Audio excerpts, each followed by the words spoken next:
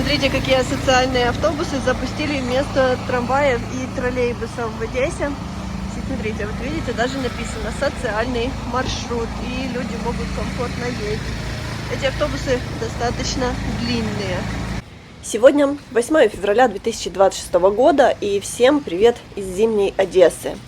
В Одессе до сих пор холодно, но, знаете, уже греет душу только то, что осталось меньше 3 недель, и наступает весна. Совсем скоро 1 марта.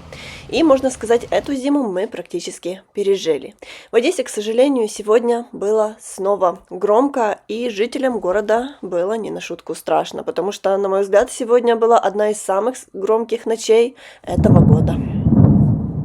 По всему городу ночью было слышно взрыв за взрывом. Одесса достаточно компактна, поэтому взрывы слышны во всех районах города. И каждому жителю Одессы действительно страшно. В последнее время дроны начали летать на достаточно низкой высоте, что создает дополнительную угрозу для жителей Одессы и их квартир.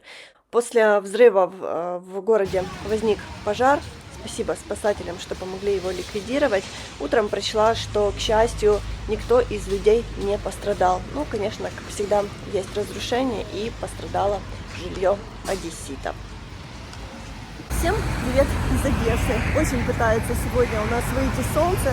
Наконец-то немножко успокоились морозы. Сегодня прямо на улице, можно сказать, даже относительно тепло.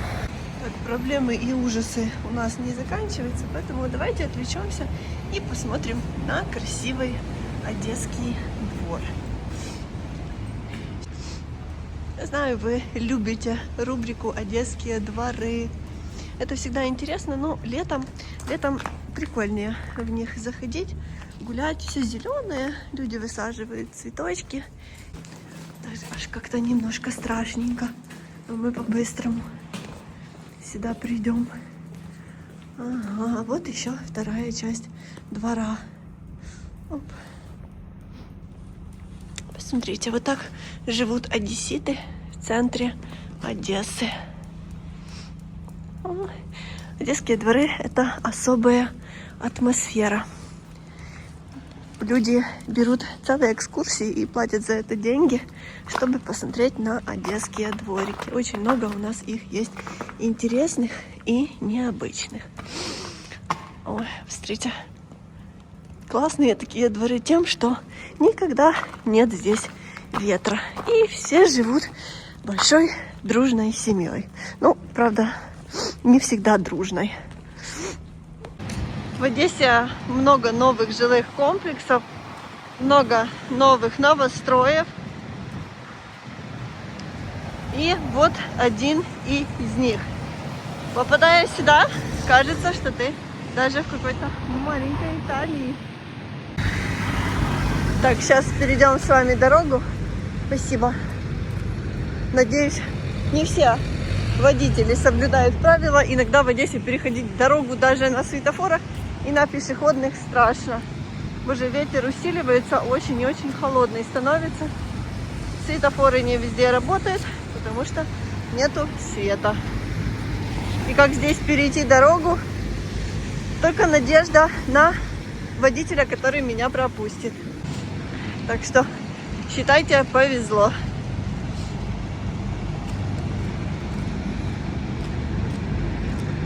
Здесь уже обжилось все.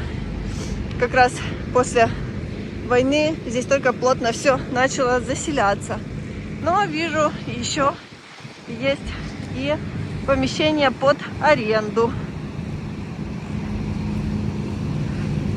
Иду и вижу, что в доме очень много объявлений об аренде или продаже коммерческой недвижимости. Здесь просто массово все сдают.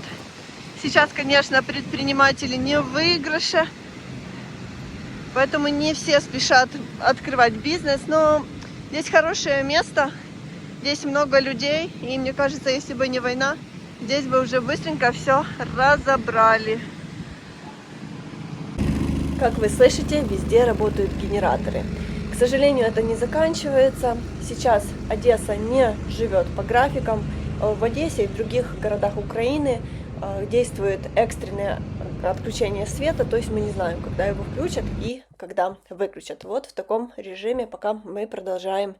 Сегодня прочла новость об EcoFlow. Кто не знает, что такое EcoFlow, это большая зарядная станция для дома. Они бывают разных мощностей. И пока есть заряд и нет электроэнергии, можно использовать с его помощью какие-то бытовые приборы. Это отлично помогает украинцам переживать такое сложное время.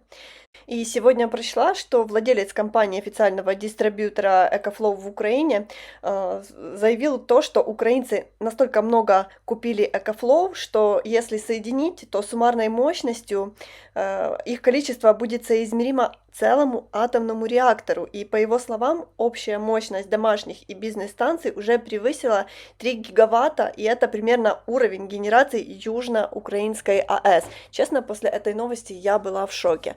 Понятно, что люди пытаются спастись как можно. Вы сами понимаете, что в последние годы наша жизнь очень сильно зависит от электроэнергии, особенно новострои. Поэтому люди находят выход из положения. И спасибо изобретателям, которые придумали такие классные штуки, как генераторы, EcoFlow, зарядные станции, пауэрбанки, потому что без них я не знаю, как бы мы сейчас жили.